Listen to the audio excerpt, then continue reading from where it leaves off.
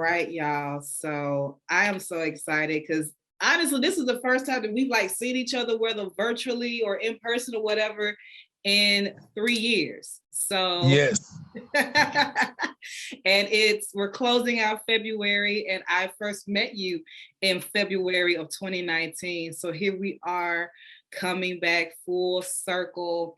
I'm talking to Patrick Lanier, the owner of Lip Smacking Creations Food Medic in Nashville, Tennessee. So this has been an amazing journey so far. Oh, it has been one. I'm telling you, when you say a roller coaster, it has been one. But more ups than down. Let's say that. So one of the things that really stood out about your story, just to give people background, 2019, I come down to Nashville. This is right when I'm getting ready to start the Food Truck Scholar podcast. I had started doing Instagram lives right before then, and I started transitioning to the podcast. I come down because I want to interview your friend Terry Key to hear about his story. And I pull up and I see this ambulance. I was like, wait, what is that? And so he was like, hey, I got this friend and he has a food truck. And I start trying your food. And then I hear a little bit about your story right when it's time for me to go. And I was like, nah, we got to tell this story on the podcast. And so this is going to be an update in many ways, but just to give some people a little bit of background is, how did you start Lip Smacking Creations? Where did that come from? Well, I discovered my real hidden talent and desire to cook while I was away in federal prison. So when I came home at the end of 2016, after doing 14 and a half years in federal prison, I started Lip Smacking Creation Food Medic. And me and my wife came up with that name after we purchased the ambulance. When we talk about the ambulance, and you've become, you stand out in the crowd with that ambulance, but there's even a testimony, there's even a story about how you got the ambulance. Can you talk about that? Oh, yes.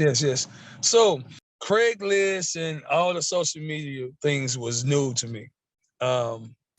So I remember one weekend I was on a home pass and I had got a cell phone.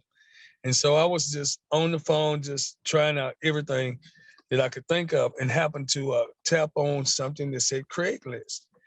And as I'm strolling on there, I see this ambulance. And I see the price tag that this woman's trying to sell it for. And I'm like, whoa, this would be the perfect food truck. But the price I can't afford. And so I end up going to sleep, and I could not get that ambulance off of my mind. So I end up reaching out to the woman, and I prayed about it. And don't you know that I end up taking her $5,000. Wow. And paying her $1,000 a month for that ambulance. Wow. That was nobody but God, because the woman had already told me that somebody else was supposed to have been buying the truck. And when she said when she met me, it was like her spirit connected with mine, and she wanted to give me an opportunity. And so for a lot of people, opportunity, yes, but it's so much more than that. Because a lot of times when we're talking about opportunity, and we talk about, with your experience, serving time in federal prison for 14 and a half years, what we don't talk enough about is how when many people come home, they don't have enough opportunities to support themselves. Right. You're absolutely right. Right. And in many cases, when they don't have those opportunities to not only support themselves, but to support their families, it really leaves no opportunities that are legal, that are safe for them to really live. And so what we need to have a bigger conversation about is, how do we support people like yourself that want to come home, want to do the right thing, and they need an opportunity. And that's one of the things that woman was able to do in that sense. You're absolutely right, Miss Ariel. Um, Coming home after doing all of that time, it was a struggle. But I knew God was on my side when the lady, I won't say her name, opened up the door for me to get the truck and pay her $1,000 a month. I knew then, here's your shot. Here's the door that I showed you this. You prayed for it, so I'm gonna allow you to get it. And that was that right there was the groundbreaking for me to say, hey, forget what's behind me and keep my eyes on what's ahead of me. And I'm in agree with you on more opportunities for men and women who coming home from prison. Uh, it needs to be a broader door for those individuals. Because when there's no hope, people tend to go back to what they're used to do and give up. It could be the desire of their heart not to do that thing, but when there is no hope, meaning nobody's giving you a rope, saying, hey, here, let me help you. Let me open this door for you. You know what I mean? Let me show you this. And people turn back to that negative that they once done. But what I love about you is that when that woman extended that opportunity, it wasn't just, oh, I'm gonna get this opportunity so I can support myself. From the moment you've had that truck, you've been turning that into opportunities for other people. So can you talk about, like, where does that come from, that desire of wanting to give back, and talk about some of the ways where you have used that food truck to give back? So giving's been always in my heart. How can I enjoy my blessing unless I give something away? That's what I really want to say.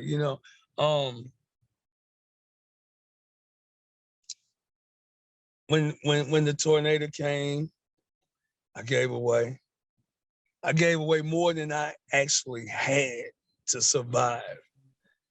And I keep doing it because guess what? When I was doing my criminal activity, I took so much. I feel like I took so much by putting poison out here in these streets, even though that was many, many years ago. Many years ago. And I feel that by me giving something new, doing something different, then I'm making a difference. I'm trying to right that wrong I done in the past. God has already forgiven me, but I just want to do something different. It's been in my blood. I mean, I guess that's who He made me to be. And one of the things that you always talked about from the very beginning is your heart for the youth. And that's something that's always been in you, man. Listen, how can you be a part of the community if you don't have a heart for the community? You know what I mean? Just let's say that again. Hold up, say that again. Say that again. How can you be a part of the community if you don't have a heart for the community? You know what I mean? My neighbor, my brother, my sister. How can we, how? You know what I mean? How? That's another part of bridging the gap. You know what I mean? That's another part of it takes a village to raise, you know what I mean? Community. Hand in hand support. If the community, if everybody had a heart for the community, imagine everybody praying for the individual that's having a rough time within the community. Imagine the power. Imagine the community coming together for that one individual who is struggling. Imagine what would happen. Man, a lot of needs would be met. Let's say it that way. A lot of needs would be met if we did that. Listen, this is what I try to do when I'm on the food medic. Whatever location that I pull up to, before I sell my first plate of food, I look around to see who I can bless with the first of whatever I'm selling for that day. Wow, man. You know what I mean? It's just like I want to give something. I want to give something before I even receive something. And right now, this little storm I've been in, God has showed me, hey, just because you was faithful in giving, you know what I'm saying, and your house has ran a little low dry, watch how I bring it back and folds to you. And he's done that. Now, there's some people that may have been, following your story, or some people that have not been following your story, and they want to know, like, what brought all of this full circle. And it came about, was it 3 weeks ago, maybe now? 4 Yes, weeks? about 4 weeks. Okay, about 4 weeks. My time blurred together Yes. now. about 4 weeks, you called me late. You called me one night. You had a question for me. Can you talk about what happened and what led to that phone call? Well, I had been going through a financial bind.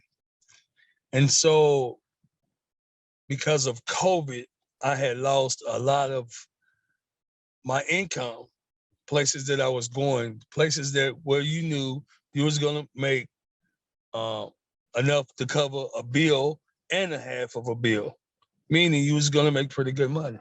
And so when COVID came and so I lost the contracts at the colleges, the hospitals, and other places. You basically had to go and create a place. And imagine the cost of that. Imagine the cost of you going out with food, prepping, starting to cook, your gas, your propane, your diesel, all of that stuff, and then you're not making even a third of what you don't spend. You know what I mean? And prices gone So, up. and the prices are super gone up. I'm talking about super gone up. And so I fell on hard times. And so I reached out needing some type of help, some type of help. Um, and I reached out to you because on top of not having any finances, Metro Nashville changed a law in the midst of the pandemic. We're still in the pandemic. In the midst of the pandemic, they changed the law down here stating that any food truck or food trailer operating must have a suppression system installed. Mm-hmm. I don't care how many years you've been in the food truck gang or um, food trailer, you were not grandfathered in. Mm-hmm. And so imagine being broke. Imagine just making enough money to pay the insurance for that month on your business and get a little something to try to create. And so I fell in that category. And so I reached out to you and I let you know, hey, I'm on the process of just selling the truck and giving up. And it took so much for me to even let that cross my mind because I knew this was the gift that God had gave me. I knew this was the avenue that he had gave me to get, to do something and be plentiful in doing it. But here it was, I was my dream, my desire was being smothered out because I was going through a financial difficulty. And it was like no one here in Nashville would hear my cry. But God placed you back up on my heart to reach out to. And I done it. And you opened up, forever I will be grateful for you because you instantly jumped into action. So opportunity, again, opportunity.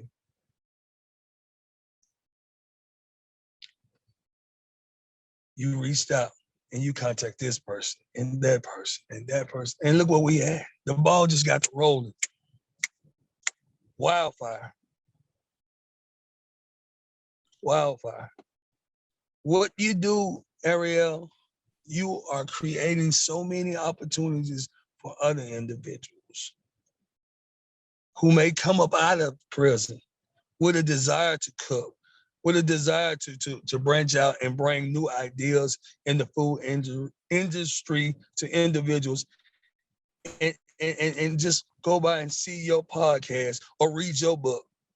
Imagine, I mean, the blessing of people being able to get your book in federal prison, to read your book and to know about you and know that you are an outlet to help and direct people and plug them into whoever you can. Opportunities. I thank you for what you have done for me, because not only for me did you do it, you done it for my family though. You are helping my family.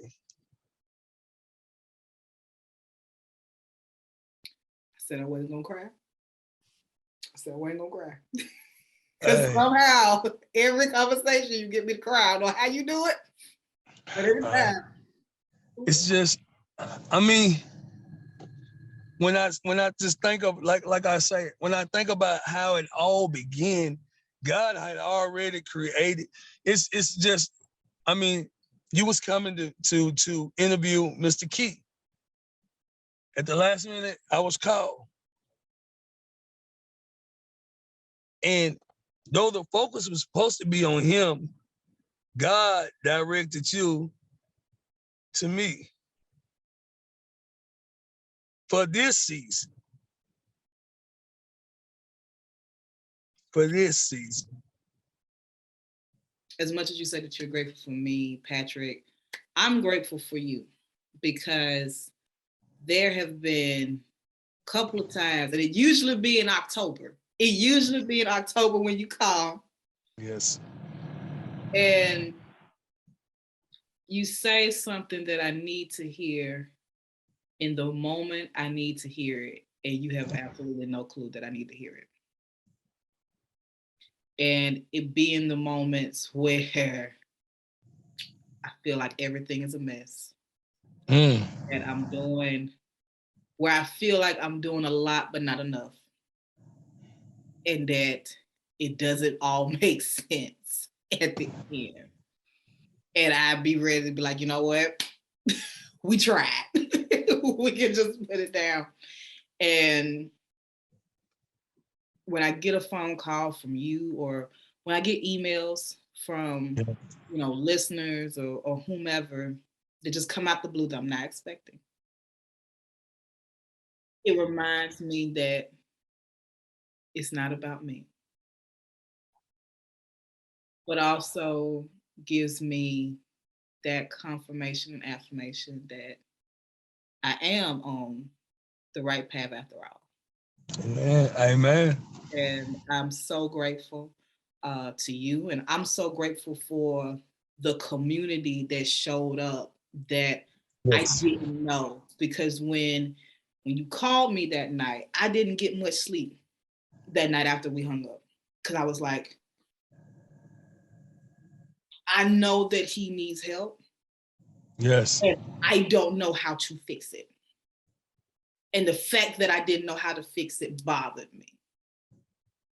Because you probably know just as well as most people that I started the Food Truck Scholar because I wanted it to be a platform for food truckers to be heard, especially Black-owned food trucks.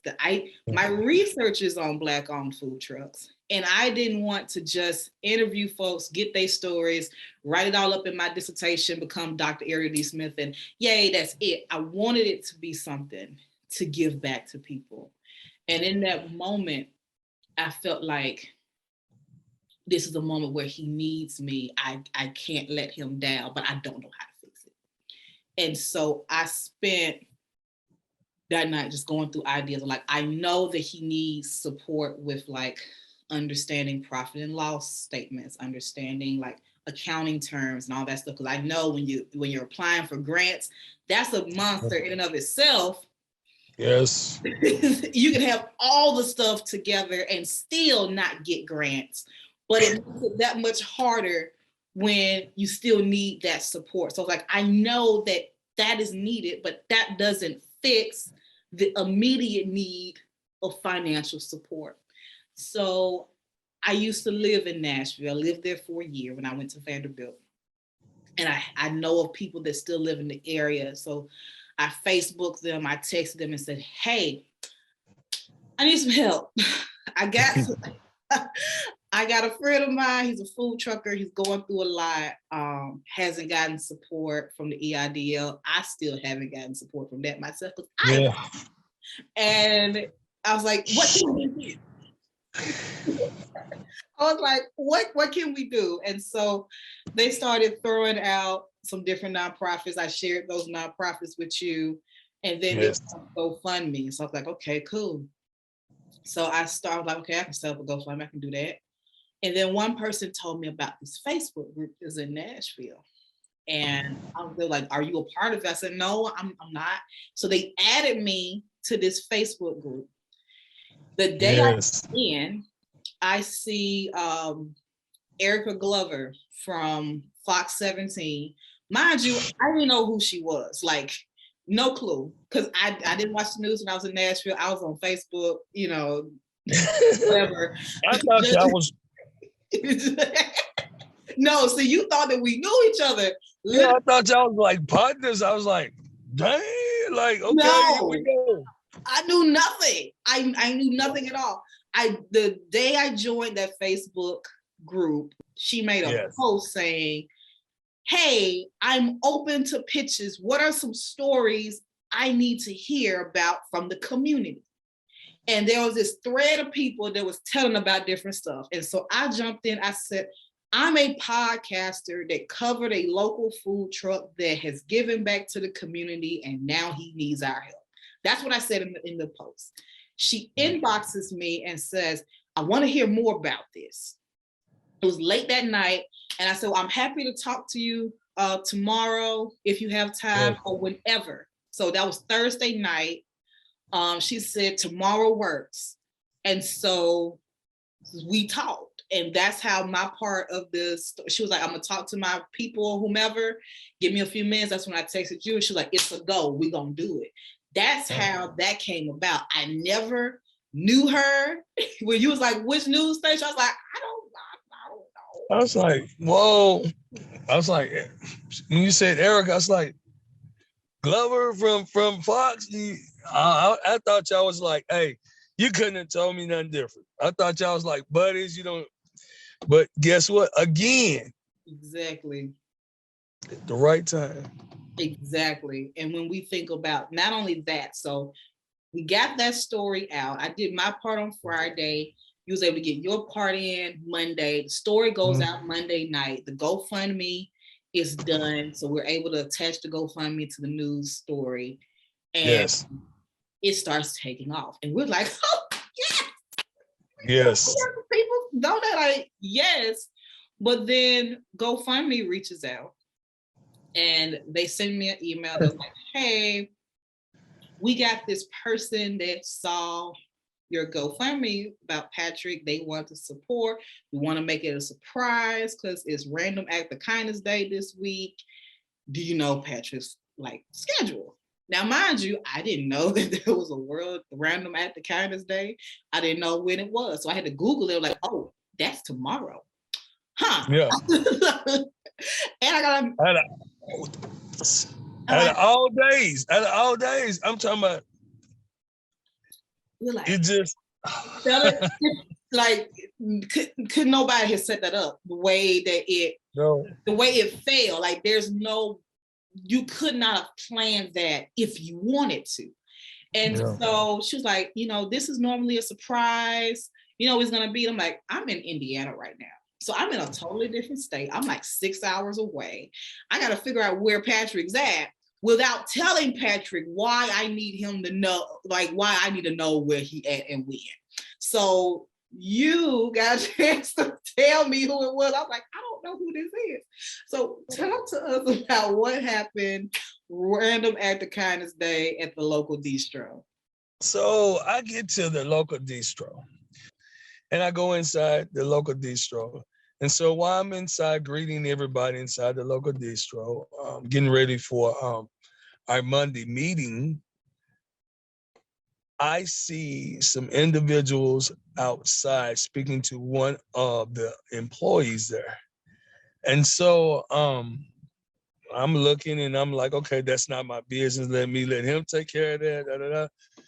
And so as I'm looking down to find something to take notes, here comes some guests inside looking for me. And so it's like, where's the owner of Lip Smacking? Where's Patrick? We want Patrick now.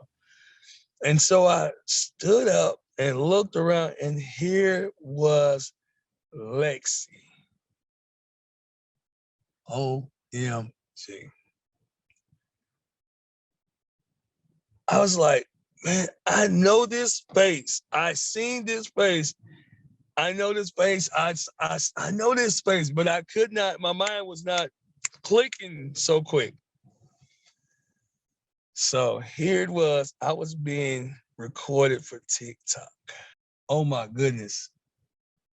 Lexi came out of her pocket and was like, hey, we heard of everything you've been doing in the community, in the communities. My act of love.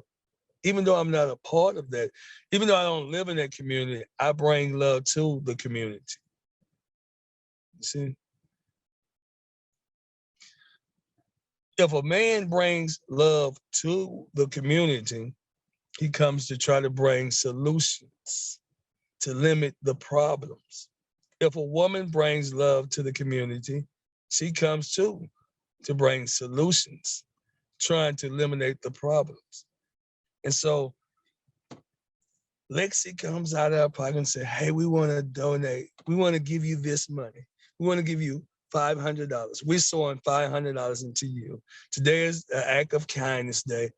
And we come to show you that we care about what you have been doing in Nashville, in Waverly, in wherever the call is, you go and you give. And Ariel, I turned into a newborn. Mm. I was overcome by emotions because guess what?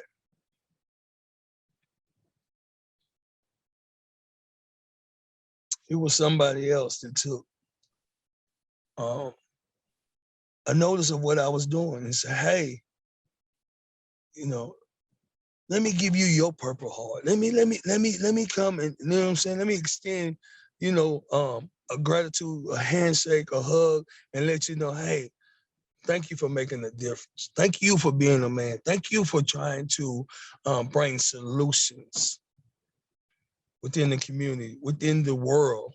Period. Thank you for having a heart of gold to give back and not be selfish. And again, opportunity. Someone else extending the opportunity. And so she shared this on her Facebook, on her TikTok page with 1.8 million followers. 1.8. And so that was like nitro on the fire to the GoFundMe page. Absolutely. And we wouldn't be here without the support of Lexi and Erica making this happen. Yes, yes, yes, yes. I'm talking about,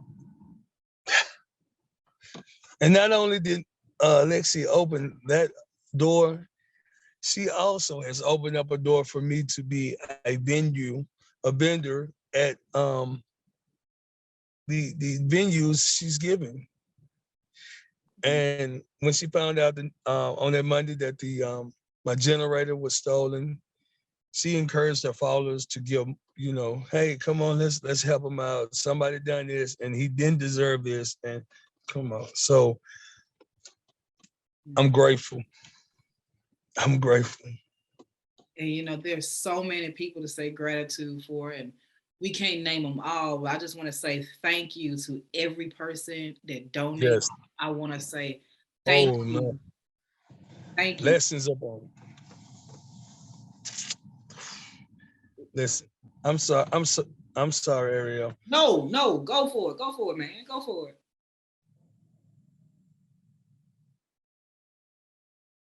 Please be assured this, that the seed you sow will continue to be sowed and continue to bless others. I guarantee you that. Because until God calls me home, I got to give back. That's what keeps me purified. That's what keeps me grounded. That's what keeps me, humble. That's what keeps me knowing that, hey, I want to make a difference.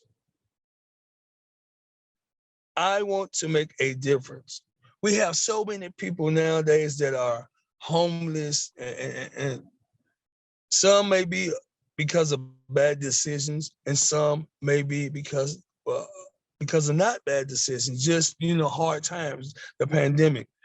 And so I'm the type of individual that I want everybody to taste my food. And how can everybody taste it unless I bless people with it too? You see what I'm saying? Somebody may not have the money to buy it. Okay, still, God provides me with what I have. I'm gonna bless them. And just imagine if we all done some kind act like that. Just imagine. How can you listen? I had a thought. I said, how can you diffuse an angry or hateful individual, an individual that hates you so bad? How can you diffuse them? Cater to one of their needs, they most need. Feed them when they hungry. You don't took everything away from them. Think about it. Think about it. But look, think about it. Anybody that's my enemy, they might be able to win me over with an oatmeal raisin cookie. So homemade. Has to be homemade. Soft. Gotta be homemade. Soft. Gourmet. Soft. I don't like the crunchy kind. I don't like the crunchy. No. Woo! You don't need no milk because they are already moist. That right there. That's it. Some people may fight me. Some people may fight me because they love chocolate chip, but you know what? That's all right. Fight your mom. Yeah. But man, for real, to every person that gave, to every person that shared, that there was one person, the name is escaping me, that's in Clarksville, shared it into like 13 different Facebook groups and platforms. Somebody I never knew listened to the podcast. But Brother Sketch. I'm sorry, Brother Sketch. Yeah. From Clarksville. Gratitude. I thank you for opening up that door to be able to bless me with a location once the park open, to be a venue at no cost. Again, thank you, my brother, for that opportunity. I'm greatly appreciative of it, and I will be there. And just what I want to do, and I'm gonna do. I'm claiming it because I know God gonna make it possible. When I get that big truck up, I'm gonna have a day of giving back on each side of town. Watch me. God gonna make it possible that I can pull up on a day on each. So that's East Nashville, that's West Nashville, that's South Nashville, that's North Nashville, and open up and don't want no money but bless people. Watch me. Man. You watch.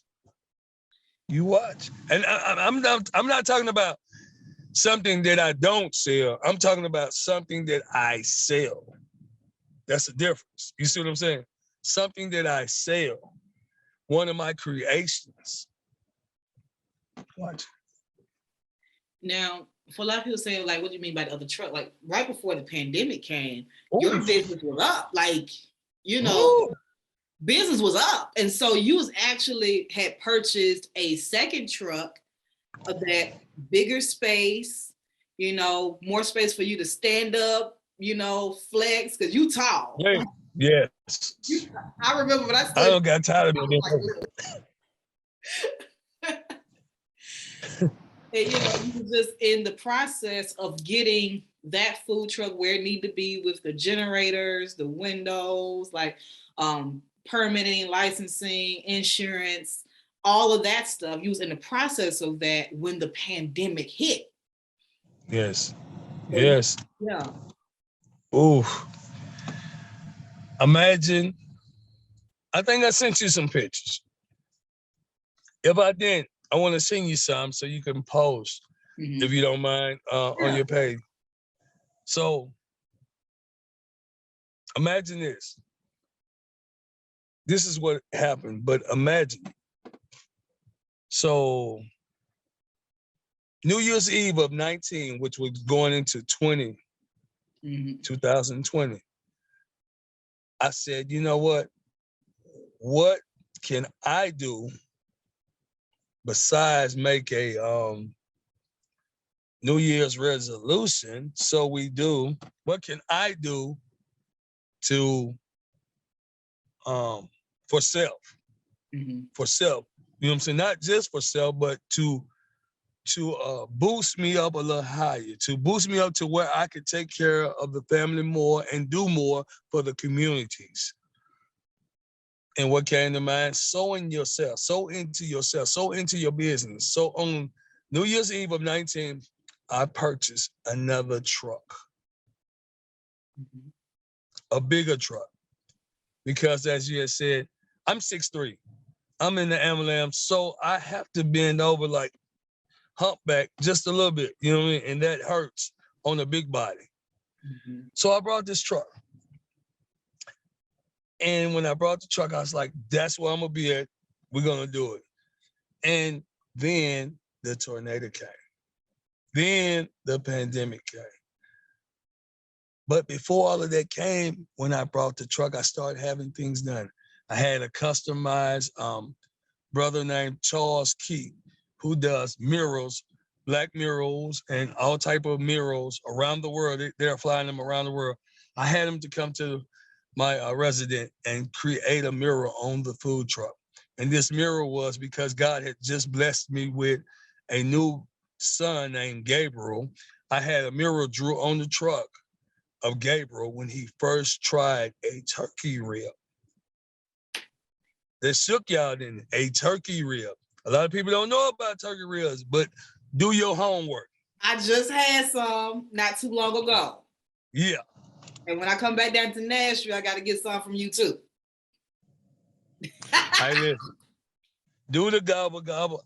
We might need to make a video. Do the gobble gobble, and everybody eating turkey ribs. OMG. But listen, so I captured a picture of Gabriel when I first gave him a turkey rib. So I took a picture of his face, boom. And then when he bit into it, I took a picture of his face. So that is the portrait on the truck. So when people see it, they be like, man, that's a cute baby. What is that in his hand? Turkey ribs. So when new people, this was my whole mindset. When people come to the truck and they want something to try something different, I was going to get them to try the turkey rib. If they liked it, they loved it. I wanted them to go on the opposite side of the truck and sign the truck and date it for when they first tried turkey ribs. Because guess what? They're going to fall in love with them. And so imagine this now. I done all of this. I had the truck, like I was putting everything together, and then boom, the tornado, the pandemic after the tornado. So I got a truck that's been sitting with new tires on it, new equipment, new paint for 2 years. Because Nashville's had multiple tornadoes to come through. Like Nashville had multiple tornadoes to come through in 2020 alone. Then they had more tornadoes to come in 2021. Then Nashville had an earthquake. You got, because I got friends that still live in Nashville, so it was just thing after thing after thing, on top of all of the different variants and strands of COVID. Many places are going from, in person to remote. So as you said earlier, a lot of those contracts fell through. A lot of events got canceled.